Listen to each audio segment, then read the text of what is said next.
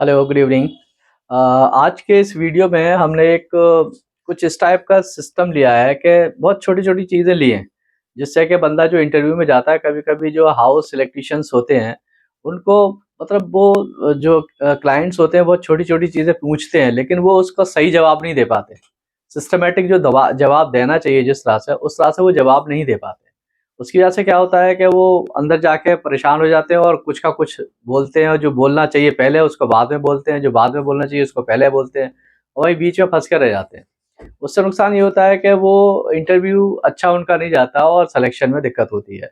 इसलिए उन छोटी-छोटी चीज़ों को लिया है जिनको हम सिस्टमैटिक बोलने की एक आदत बनाएँगे और उसको इसी हिसाब से सेट करेंगे, तो आपका इंटरव्यू पास करना बड़ा आसान हो जाएगा। ठीक है? तो इस तरह से मैंने सबसे पहले टूल्स के बारे में लिया है। देखिए, हाउस इलेक्ट्रीशियन का काम क्या होता है, सबसे पहले जो भी क्लाइंट है वो उससे टूल्स के बारे में ही पूछता है। मेज़रमेंट टेप पूछेगा सबसे पहले तो, जाते ही कि हाँ जी, मेज़रमेंट टेप बताइए। मेज़रमेंट टेप मैंने अपनी पिछली वीडियोज़ में समझाया हुआ है बहुत अच्छी तरह से, जो मेरी पहली वीडियो थी, उसमें मैंने मेज़रमेंट को बहुत डिटेल में बहुत अच्छी तरह से समझाया हुआ है। उसके बाद फिर टूल्स के नाम पूछता है कि भई टूल्स के नाम बताइए। तो अब बंदा पूरी तरह से टूल्स के नाम भी नहीं बता पाता, तो बड़ी दिक्कत होती है। तो बड़ा एक अजीब-सा, क्योंकि उसने सेट नहीं बनाया होता अपने ज़हन में। अगर बंदा कुछ सेटिंग बना ले अपने ज़हन में, सेटिंग बनाने के बाद जब तैयारी करे, तब उसके बाद फिर उसको बड़ा आसान हो जाता है, सेटिंग बनाने के बाद बोल पाना। अदरवाइज़ वो कहीं से कुछ उठाता है, कहीं से कुछ उठाता है और वो मामला ख़राब हो जाता है। ठीक है? तो मैंने एक उसी हिसाब से उस चीज़ को, इंटरव्यू को मद्देनज़र रखते हुए, उस हिसाब की एक सेटिंग बनाई हुई है। जिस तरह से आप देख पा रहे हैं बोर्ड पे, मैंने सेट तैयार किए हैं।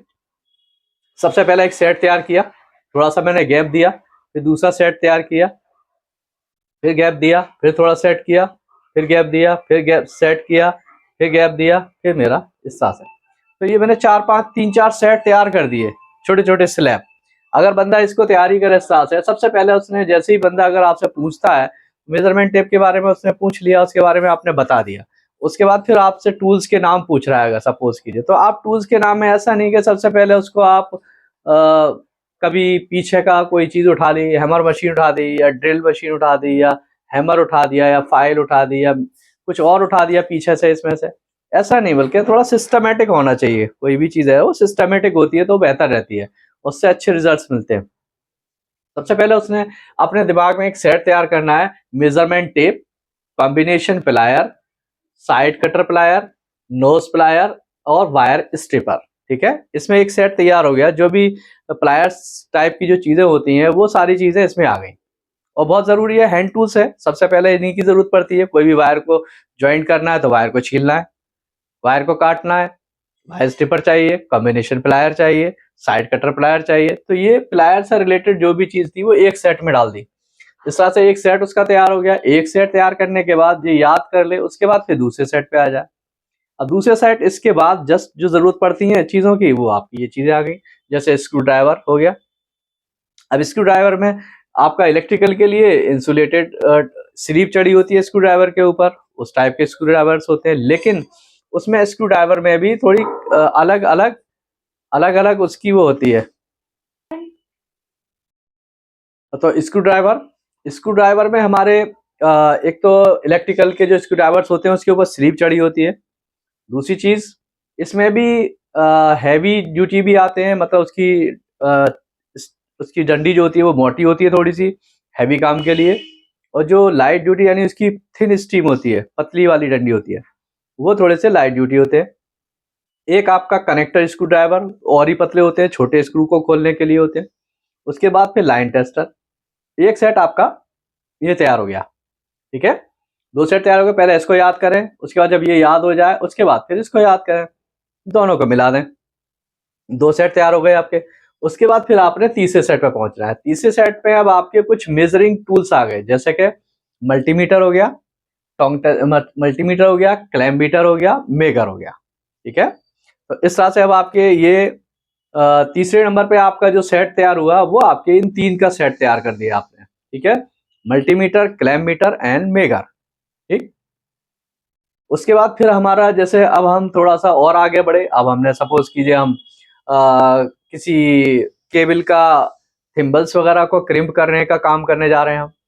या हम चेक कर रहे हैं किसी केबल को, तो हमारी इसकी ज़रूरत पड़ गई, वायर को चेक करें, हमारी इसकी ज़रूरत पड़ गई। उसके बाद फिर आगे बढ़े तो अब कुछ केबल है उसकी थिम्बलिंग करना है, उसको क्रिम्प करना है थिम्बल को, तो हमारे पास क्रिम्पिंग टूल 3-4 आ गए आपके। जैसे क्रिम्पिंग टूल मैनुअल भी आता है एक, मैनुअली उसको छोटे जो थिम्बल होते हैं जैसे आपका 4 स्क्वायर mm का, 6 स्क्वायर mm का, 10 स्क्वायर mm का, इस तरह से होते हैं, 16 स्क्वायर mm का, 25 स्क्वायर mm का, 35 स्क्वायर mm का। वो आप मैनुअली भी छोटे को मैनुअली कर सकते हैं, एक छोटा क्रिम्पिंग टूल होता है, ठीक है। उसके बाद फिर जैसे जैसे थिम्बल के साइज बड़े होते हैं वैसे वैसे फिर वो हाइड्रोलिक क्रिम्पिंग टूल आते हैं कुछ, जो उसका उससे प्रेशर अच्छी तरह से लगता है, उसकी क्रिम्पिंग अच्छी होती है, ठीक है। तो इस हिसाब से बड़े थिम्बल के लिए हमें ये वाला हाइड्रोलिक क्रिम्पिंग टूल यूज करना पड़ता है। फिर उसको छीलना है केबल को तो नाइफ चाहिए आपको। तो इस तरह से 2-3 का सेट ये हो गया, ठीक। अब ये सेट धीरे धीरे करके आप आगे बढ़ते जा रहे हैं, सिस्टमेटिकली आप याद कर रहे हैं, जैसे बंदे ने पूछा वैसे आपने यहाँ से शुरू कर दिया, यूँ करके चलते चले जा रहे हैं आप। उसके बाद फिर क्रिम्पिंग टूल के बाद फिर आपका और आप आगे बढ़े, फिर आपको केबल ट्रे लगाना है, कुछ नट बोल्टिंग का काम करना है, थोड़ा सा और हैवी काम करना है, केबल ट्रे लगाना है, हैंग करना है, ड्रिल करना है, सारे काम करने हैं। तो जैसे जैसे काम आगे बढ़ते जा रहे हैं वैसे वैसे टूल्स भी आगे बढ़ते जा रहे हैं। तो अब आपके टूल्स में अब आपके स्पैनर हो गए, आपके डी स्पैनर हो गए, फिर उसके बाद रिंग स्पैनर हो गए, फिर स्क्रू स्पैनर यानी कि एडजस्टेबल रिंच हो गया, उसके बाद फिर सॉकेट स्पैनर हो गया। इस तरह से आपके ये स्पैनर के सेट हो गए आपके यहाँ पे, ठीक है। उसके बाद फिर आप और आगे बढ़े तो आपके पास फिर फाइल की जरूरत पड़ी, किसी को फाइल करना है, रेती बोलते हैं इसको फाइल को हिंदी में, या हैमर की जरूरत पड़ रही है। अब आप मान लीजिए कोई कटिंग कर रहे हैं दीवार में, कटिंग कर रहे हैं तो आपको एंगल ग्राइंडर भी चाहिए दीवार की कटिंग करने के लिए, कंड्यूटिंग के लिए, तो आपका हैमर मशीन भी चाहिए वहां पे, एंगल ग्राइंडर चाहिए, ठीक है। कंड्यूट बेंडर चाहिए, अब कंड्यूट का काम करे तो कंड्यूट बेंडर चाहिए, फिर हैमर मशीन चाहिए, कोई चीज केबल ट्रे लटका रहा है तो हैमर मशीन चाहिए। उसके बाद ड्रिल मशीन चाहिए, कोई स्क्रू वगैरह खोलना है या बंद कर ऑफ उसको क्लॉकवाइज एंटी क्लॉकवाइज उसको टाइट करना है या खोलना है तो आपको ड्रिल मशीन की से आजकल काम होते हैं, तो वो चाहिए। तो इस तरह से अगर आप इन चीज़ों को सिस्टमेटिकली याद करेंगे सारी चीज़ों को, तो फिर आप अच्छी तरह से जवाब दे पाएंगे, ठीक है। अब इसका ले लिया आप एक स्क्रीनशॉट, उसके बाद और आगे बताते हैं आपको।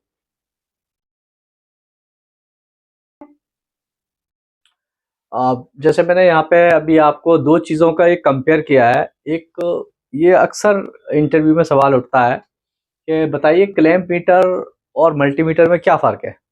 क्लैंप मीटर से क्या नाप सकते हैं, मल्टीमीटर से क्या नाप सकते हैं, क्लैंप मीटर और मल्टीमीटर में क्या फ़र्क होता है, ठीक है। तो उसका बड़ा आसान सा जवाब मैंने एक सेट किया हुआ है।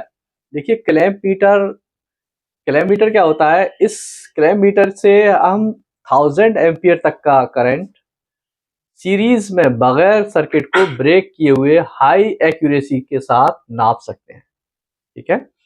इसकी एक्यूरेसी करंट को नापने में ज्यादा होती है बनिस्बत मल्टीमीटर के। एक्चुअल में होता क्या है, इसमें जो टोंग दिया होता है उसको हम किसी वायर के ऊपर से इस तरह से करके लगाते हैं, और उसको वायर के ऊपर से लगाने के बाद वो उसको करंट को मेजर कर लेता है। तो हमें सर्किट को ब्रेक करने की जरूरत नहीं पड़ती, तो इसलिए और इससे एक हाई करंट भी हम नाप सकते हैं, ठीक है। 1000 एम्पीयर तक का करंट आराम से नाप सकते हैं इसका, ठीक है। ये हाई करंट नापने के लिए ज्यादा एक्यूरेट है, जबकि इसका मल्टीमीटर से हम सिर्फ 10 एम्पीयर तक का करंट सर्किट को ब्रेक करके, यानी कि हमारा सर्किट ओपन दोनों साइड से ओपन होना चाहिए, हमें उसके दोनों पॉइंट पर हमें प्रोब का एक सिरा इधर एक सिरा इधर लगाना पड़ेगा, तब जाके हम उसका करंट नाप पाएंगे प्रोब की मदद से, जो हमारी प्रोब्स होती है दो, ठीक है। इसमें प्रोब की मदद से हम करंट को नापते हैं, सर्किट को ओपन करना पड़ता है दोनों तरफ से जिसका भी हम नाप रहे हैं करंट, जबकि इसमें ऐसा नहीं है।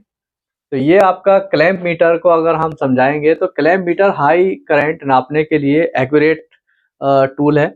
इससे आसानी से एक इक्विपमेंट है, इसकी मदद से हम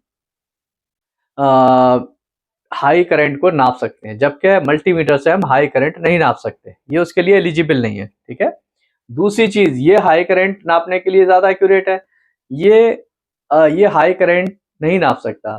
तीसरी चीज, इससे एसी डीसी वोल्टेज, रेजिस्टेंस और कंटिन्यूटी भी नाप सकते हैं, ठीक है। ये भी प्रोविजन दिया होता है इसमें, वोल्टेज नाप सकते हैं इसमें एसी और डीसी का, रेजिस्टेंस नाप सकते हैं और कंटिन्यूटी नाप सकते हैं। इस मल्टीमीटर की मदद से भी हम रेजिस्टेंस, कंटिन्यूटी क्लैम्प मीटर के मुकाबले में ज़्यादा एक्यूरेसी के साथ नाप सकते हैं। तो ये जो आपका, अब इसको अगर हम कंपेयर कर दें सिंपल अल्फाजों में, तो ये इसका मतलब होता है कि ये क्लैम्प मीटर जो है करंट नापने के लिए ज़्यादा एक्यूरेट है हाई करंट नापने के लिए, जबकि ये करंट नापने के लिए एक्यूरेट नहीं है। बहुत थोड़ा-सा करंट नाप सकते हैं, वो भी डीसी सर्किट्स के थोड़े बहुत करंट नापते हैं। इससे जैसे जब भी जो इलेक्ट्रॉनिक्स का काम करते हैं, मान लीजिए कंप्यूटर पे काम कर रहे हैं या आपका कंप्यूटर मैकेनिक होते हैं या कोई लैपटॉप के मैकेनिक या कोई आपके मोबाइल के मैकेनिक होते हैं, तो वो उसमें बहुत कम करंट होते हैं, उनको नापने का इससे इससे काम लिया जाता है। अदरवाइज़ एसी करंट को नापने का इससे मल्टीमीटर से काम नहीं लिया जाता, ये उसके लिए नहीं है, ठीक है? ये इससे हम छोटी चीज़ें जैसे रेजिस्टेंस है, बहुत छोटे-छोटे उसके पार्ट्स होते हैं, एक्यूरेसी के साथ बहुत ज़्यादा सोफिस्टिकेटेड काम को करने के लिए हम इसका इस्तेमाल करते हैं। बहुत इलेक्ट्रॉनिक्स के आइटम्स पे काम करने के लिए हम इसका इस्तेमाल करते हैं। जबकि ये थोड़ा आपका रफ एंड टफ हो गया इलेक्ट्रिकल वर्क के लिए, थोड़ा मोटे काम के लिए। लेकिन इसमें भी प्रोविज़न दिया होता है, वोल्टेज भी नाप सकते हैं, रेजिस्टेंस भी नाप सकते हैं और कंटिन्यूटी भी देख सकते हैं। ठीक है? तो इस तरह से ये छोटा-सा एक ब्रीफ डिस्क्रिप्शन था इन दोनों को कंपैरिज़न में। अब आपका इसके लिए एक स्क्रीनशॉट, उसके बाद देखते हैं कुछ दूसरा।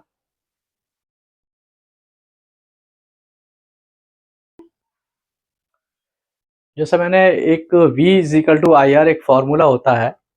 ये एक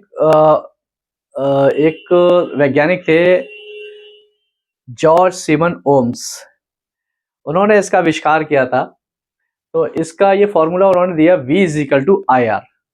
अब सबसे पहले तो इंटरव्यू में ये भी पूछा जाता है अक्सर कि बताइए वोल्टेज से आप क्या समझते हैं? वोल्टेज क्या है?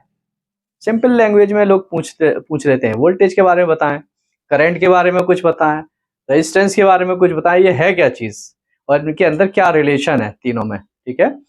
तो एक सिंपली अगर हम उसको बताना चाह रहे हैं तो हमें एक्चुअल में अल्फाज को तो इकट्ठा करना ही पड़ेगा और एक सेट बनाना पड़ेगा, तभी हम बता पाएंगे। अगर चाहे एट रैंडम कोई हमसे पूछ रहे कि हाँ जी बताइए वोल्टेज क्या होता है, करंट क्या होता है, तो बताना थोड़ा मुश्किल हो जाता है, ठीक है? तो इसलिए हमें इसकी सेटिंग बनानी है, सेटिंग बना के उसको तैयार करना, तैयार करके इंटरव्यू की एक्चुअल में हमें प्रिपरेशन करनी पड़ती है पहले से। अगर आप इंटरव्यू की प्रिपरेशन करेंगे अच्छी तरह से, तभी आप इंटरव्यू को निकाल पाएंगे। अदरवाइज तो आप ऐसे ही उठे और पहुंच गए इंटरव्यू देने के लिए, तो आप नहीं बोल पाएंगे। बोलना बहुत मुश्किल हो जाता है, ठीक है? तो इस तरह से हमने वोल्टेज हमारा क्या होता है, वोल्टेज का मतलब बिजली या करंट को आगे पुश करने वाला दबाव। यानी कि करंट जब फ्लो करता है वायर के अंदर, तो वोल्टेज क्या रोल प्ले करता है कि वो उसको पीछे से एक धक्का देता है, पुश करता है, जिससे करंट आगे फ्लो करता है। अगर वोल्टेज ड्रॉप हो रहा होता है तो करंट उसी हिसाब से कम फ्लो करता है, आगे फ्लो नहीं कर पाता आसानी के साथ। तो बिजली को आगे पुश करने के लिए, दबाव देने के लिए जो हम धक्का पीछे से मिलता है हमें वोल्टेज का, वो हमारा वोल्टेज उस रोल को प्ले करता है, ठीक है? अगर वोल्टेज ना हो तो करंट फ्लो नहीं हो सकता, करंट फ्लो नहीं करेगा। अगर वोल्टेज कम है, वोल्टेज ड्रॉप हो जाता है तो करंट कम फ्लो कर पाता है। जो भी आपके लाइट है, जो भी मशीनरी है, वो डाउन होना शुरू हो जाती है, डाउन होती है, चल नहीं पाती पूरी तरह से, ठीक है? इसको वोल्ट में नापते हैं, यानी इसका यूनिट वोल्ट होता है, ठीक है? सिंगल फेज के लिए 220 से 230 वोल्ट की सप्लाई होती है और थ्री फेज के लिए 440 वोल्ट, ठीक है? थोड़ा बहुत वेरी करता है, 440 ऐसा फिक्स नहीं होता है कि नहीं जी 440 ही होना चाहिए, 430 भी हो सकता है। जैसे पीछे से वोल्टेज आ रहा होता है उसी हिसाब से हमें आगे मिलेगा। और उसको मेंटेन करने के लिए हमें कैपेसिटर बैंक भी लगाना पड़ता है। थ्री फेज सप्लाई जो हमारी आती है पीछे से, तो उसको मेंटेन भी करना पड़ता है। बड़ी इंडस्ट्रीज में हमें कैपेसिटर बैंक लगाना पड़ता है, तब हमारा वोल्टेज मेंटेन रहता है, अदरवाइज हमारा वोल्टेज ड्रॉप करता है। सपोज कीजिए अगर हमने वोल्टेज को मेंटेन नहीं किया, वोल्टेज हमारा ड्रॉप कर रहा है, तो उससे क्या होगा, वोल्टेज अगर ड्रॉप कर रहा है तो हमारा क्या होगा कि हमारा करंट आसानी के साथ फ्लो नहीं करेगा और जो हमारी मशीनरी है वो उसको करंट को ड्रॉ करने की कोशिश करेगी पीछे से। अब जितना उसको रिक्वायरमेंट है उस हिसाब से वो करंट मांगेगी। अब करंट उसमें फ्लो हो नहीं पाएगा तो वो उसकी वाइंडिंग जो है ना ओवरहीट होती है इस कंडीशन में, और उसकी वाइंडिंग जलने का भी खतरा होता है। वायर भी गर्म होते हैं, वायर में भी प्रॉब्लम होती है। तो इसलिए हमारा अगर पीछे से वोल्टेज प्रॉपर है तो हमारी मशीनरी आसानी के साथ एकदम अच्छी तरह से चल पाती है और उसकी लाइफ भी अच्छी होती है, ठीक है। इसी तरह से अब हम करंट को अगर बताना चाहें किसी को, करंट क्या होता है? करंट का मतलब बिजली का बहाव। ये जो करंट होता है यानी फ्लो ऑफ इलेक्ट्रॉन्स, इलेक्ट्रॉन्स ही तो हैं जो फ्लो करते हैं, तो फ्लो ऑफ इलेक्ट्रॉन्स को भी हम बिजली बोलते हैं। या आम लैंग्वेज में हम करंट का मतलब बिजली का बहाव, यानी कि बिजली जो फ्लो करके जाती है, बहाव होता है बिजली का, करंट का जो बहाव होता है उसको हम बहाव, इसको हम करंट बोलते हैं, ठीक है। अब वोल्टेज जितना अच्छा मिलेगा करंट उतनी आसानी के साथ फ्लो करेगा। इसका यूनिट एम्पियर होता है, यानी इसको हम एम्पियर में नापते हैं, ठीक है। इसी तरह से अब आपका रेजिस्टेंस आ गया। अब रेजिस्टेंस क्या होता है? रेजिस्टेंस बिजली के बहाव को रोकने वाली क्षमता को कहते हैं। यानी कि जो सपोज कीजिए आपका कोई वायर है, वायर की मोटाई कम है, करंट आप ज्यादा उसमें फ्लो कराना चाह रहे हैं, तो उसकी एक लिमिट है, उससे ज्यादा फ्लो नहीं कर पाएगा, उसमें रुकावट है, वो इसका रेजिस्टेंस पतले वायर का ज्यादा होता है, और वायर थोड़ा सा मोटा कर देंगे तो आसानी के साथ करंट फ्लो हो जाएगा, उसका रेजिस्टेंस कम होता है। तो इसी तरह से जो वायर होते हैं, अब जैसे कम साइज के वायर होते हैं उसमें रेजिस्टेंस ज्यादा होता है, जो वायर जैसे जैसे मोटा होता जाता है वैसे वैसे रेजिस्टेंस थोड़ा कम होता जाता है, तो करंट ज्यादा तादाद में फ्लो कर पाता है। ये चीज हो गई। तो आपका रेजिस्टेंस बिजली के बहाव को रोकने वाली क्षमता को कहते हैं। जितना रेजिस्टेंस ज्यादा होगा उतना ही करंट कम फ्लो करेगा। इसको ओम्स में नापते हैं। यानी कि करंट जो होता है वो रेजिस्टेंस का अपोजिट होता है, इनवर्सली प्रोपोर्शनल टू होता है, ठीक है। रेजिस्टेंस बढ़ेगा तो करंट कम होगा, कम फ्लो करेगा। जब रेजिस्टेंस कम होगा तो करंट ज्यादा फ्लो करेगा, ठीक है। कभी कभी पूछ लेते हैं कि एक ओम्स को आप समझाइए कि एक ओम्स से आप क्या समझते हैं। 1 ओम के बारे में अगर किसी ने पूछ लिया कि 1 ओम से आप क्या समझते हैं, तो 1 ओम की डेफिनेशन हम दे सकते हैं। 1 ओम का मतलब होता है अगर किसी में हम एक वोल्टेज अगर हम पीछे से हमें मिल रहा है, जितना वोल्टेज हमें पीछे से मिल रहा है, अगर उतना ही करंट हमें आगे फ्लो कर रहा है, करंट उतना ही फ्लो कर रहा है जितना हम वोल्टेज दे रहे हैं, तो वहां पे रेजिस्टेंस 1 ओम के बराबर होता है, ठीक है। तो 1 ओम की डेफिनेशन ही हो जाती है, जब जितना वोल्टेज हम पीछे से दे रहे हैं करंट उतना ही हमें मिल रहा है, यानी कि हमारा आर की वैल्यू हमारी 1 होगी, तभी ये V इज इक्वल टू आई होगा। आर की वैल्यू 1 हो जाएगी, V इज इक्वल टू आई हो जाएगा। तो रेजिस्टेंस की वैल्यू ओम्स, 1 ओम का मतलब रेजिस्टेंस की वैल्यू 1 ओम, ठीक है। तो जब हमारा वोल्टेज, जितना वोल्टेज हम इधर से देंगे आगे हमें उतना ही करंट मिलेगा, इसका मतलब कि हमारा रेजिस्टेंस 1 ओम है उस वक्त, ठीक है। तो इसका ले लीजिए एक स्क्रीनशॉट।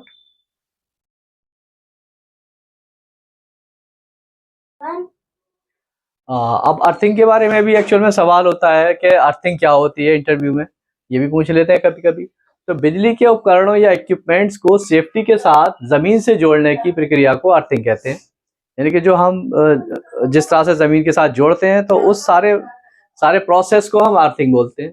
अब जो फॉल्ट आने पर बिजली को जमीन तक पहुंचाने का काम करती है, यानी कि जब भी कभी भी फॉल्ट आता है तो वो बिजली हमारी जो होती है, जो करंट है, वो उस अर्थिंग के माध्यम से, जो अर्थिंग में जो स्ट्रिप लगी होती है, जीआई स्ट्रिप यूज करते हैं या आपका जीआई वायर यूज करते हैं, और केबल के साथ भी जो आर्मर्ड होता है उसमें भी अर्थिंग की वो भी अर्थिंग का काम करता है, तो उसके जरिए से भी अर्थिंग हमारी उसके थ्रू होती भी, और केबल और जो आपकी अर्थिंग स्ट्रिप के थ्रू होती भी वो सीधी जमीन की अर्थिंग में चली जाती है। उससे फायदा क्या होता है कि इसका काम इंसानों या जानवरों को बिजली से बचाना, यानी कि कोई भी जानवर है, सपोज कीजिए कोई भी इंसान है, अगर किसी से अगर वो टच होता है तो जाहिर सी बात है उसको नुकसान होना ही होना है। तो अगर ये अर्थिंग प्रॉपर है तो वो करंट सीधा जमीन में चला जाता है, इंसान को फिर अपना माध्यम नहीं बनाता जमीन में जाने का, ठीक है। तो इस तरह से ये जमीन में चला जाता है और हमारे इक्विपमेंट भी सेफ हो जाते हैं, इक्विपमेंट में जो खराबी आनी होती है वो भी बच जाते हैं। इसकी रेजिस्टेंस जो हमारी अर्थिंग होती है उसकी अगर अर्थिंग चेक की जाती है अर्थ रजिस्टर की मदद से, इसकी अर्थिंग 1 ओम से 2 ओम होनी चाहिए। अगर इसकी अर्थिंग प्रॉपर है तो ये अर्थिंग एक्चुअल में क्या होता है, ये 1 ओम इसकी रेजिस्टेंस होती है जो बहुत कम होती है। अब जैसे इंसान है, अब इंसान की जो जैसे ह्यूमन बीइंग है, ह्यूमन बीइंग की जो रेजिस्टेंस होती है अर्थिंग की, या जो अर्थिंग की वैल्यू होती है, जो रेजिस्टेंस होती है, जो बॉडी रेजिस्ट करती है करंट को फ्लो करने में, तो वो उसकी वैल्यू 1 मेगा ओम की रेंज तक जाती है। अगर ड्राई स्किन है और उसमें कोई कट वगैरह नहीं लगा हुआ तो उसकी 1 मेगा ओम मानी जाती है कि इंसान की रेजिस्टेंस पावर 1 मेगा ओम है, जबकि जमीन की रेजिस्टेंस 1 ओम है। बहुत फर्क है। 10 रेज़ टू द पावर 6 का फ़र्क है, ठीक है? तो होता क्या है कि सपोज़ कीजिए कोई इक्विपमेंट है हमारा, कोई मशीनरी है, कोई फ्रिज है, कोई भी मशीन है, कोई पैनल है, अगर उसमें करंट आ रहा है कहीं से किसी वजह से उसमें करंट लीक हो गया और उसमें बॉडी में आना शुरू हो गया, तो वो इंसान को अपना मीडियम नहीं बनाता, ठीक है? इंसान के थ्रू वो ज़मीन में नहीं जाता, बल्कि वो अर्थिंग के जो कनेक्टिविटी होती है उसके थ्रू वो ज़मीन में जाता है और इंसान उससे बच जाता है। यही और ज़्यादा एक्यूरेसी के साथ ये काम हमारे आरसीसी भी करते हैं, आरसीसीबी में भी यही होता है। आरसीसीबी थोड़ा भी करंट जो 30 मिली एम्पीयर तक का करंट अगर उसमें से किसी भी मशीन में से लीक करके अगर बॉडी में आता है, तो वो ट्रिप कर देता है। उससे ट्रिपिंग हो जाती है और आपकी जो भी इंसान है उसको उसकी सेफ्टी हो जाती है। तो इस तरह से ह्यूमन बीइंग की सेफ्टी के लिए हम इस अर्थिंग का यूज़ करते हैं और अर्थिंग हमारी ह्यूमन बीइंग के लिए बहुत ज़्यादा ज़रूरी है। अगर आप अर्थिंग नहीं करेंगे तो उससे बहुत बड़ा फ़ॉल्ट हो सकता है, नुकसान भी हो सकता है। इसलिए अर्थिंग करना बहुत ज़रूरी है और उसको टाइम टू टाइम उसको चेक भी किया जाता है। ऐसा नहीं कि एक बार अर्थिंग कर दी तो उसको छोड़ दिया। उसको टाइम टू टाइम चेक किया जाता है, उसकी रेजिस्टेंस को चेक किया जाता है। अगर उसमें रेजिस्टेंस उसकी बढ़ जाती है, रेजिस्टेंस अगर बढ़ती है, जब ड्राई हो जाएगी ज़मीन तो उसकी रेजिस्टेंस बढ़ेगी, मॉइस्चर कम होगा तो रेजिस्टेंस बढ़ेगी। तो उस कंडीशन में हम उसमें सॉल्ट वगैरह पानी में घोल के उसमें पोरिंग करते हैं उसके अंदर अर्थ पिट में। या अगर केमिकल अर्थिंग है तो फिर हमें उसका दूसरा ट्रीटमेंट करना पड़ता है। केमिकल अर्थिंग हमें उसके लिए भी ट्रीटमेंट है। तो इस तरह से हम उसके ट्रीटमेंट्स करते हैं। अगर कोई फ़ॉल्ट आ रहा है तो अगर नहीं है हमारी अर्थिंग ठीक है तो सारे इक्विपमेंट ठीक चलते हैं। तो आज के इस एपिसोड में इतना ही, क्योंकि इस एपिसोड में मैंने बहुत छोटी-छोटी चीज़ों को डिस्क्राइब करने की कोशिश की थी। इसमें एक्चुअल में इसका बहुत बड़ा रोल है। जब भी इंटरव्यू के लिए बंदे बैठते हैं तो उनको ये छोटी-छोटी चीज़ें बड़ा परेशान करती हैं, वो नहीं बोल पाते और बाद में ये होता है कि वो छाँट दिए जाते हैं इंटरव्यू से। तो इसलिए आप इनकी अच्छी तरह से सिस्टमैटिकली तैयारी करें, तैयारी करके किसी भी छोटी-छोटी चीज़ को आप ये ना समझें कि ये छोटी चीज़ है इसको छोड़ो, ऐसा नहीं। वही छोटी चीज़ अगर इंटरव्यू में पूछ ली जाए तो वही बड़ी चीज़ बन जाती है। आप जवाब नहीं दे पाए तो वो बड़ी हो गई आपके लिए, आप रिजेक्ट कर दिए गए। अगर बड़ी से बड़ी चीज़ अगर आपको पता है तो आपने समझा दिया तो वो आपके लिए छोटी हो गई। तो ये चीज़ होती है। तो इस तरह से इंटरव्यू की तैयारी करने का ये रूल है कि आप सिस्टमैटिकली किसी को छोटा ना समझें, उसको आसानी के एक सिस्टमैटिकली तैयारी करें इंटरव्यू की, तब जाके आपका इंटरव्यू निकल पाएगा। आज के एपिसोड में इतना ही। मिलते हैं एक अगले एपिसोड में नए किसी टॉपिक के साथ में। तब तक के लिए अपना ख्याल रखिए और वीडियो को लाइक एंड शेयर ज़रूर करें, जिससे कि और लोगों को भी फ़ायदा मिले। मकसद है कि लोगों को फ़ायदा पहुँचे। ठीक है? Good night.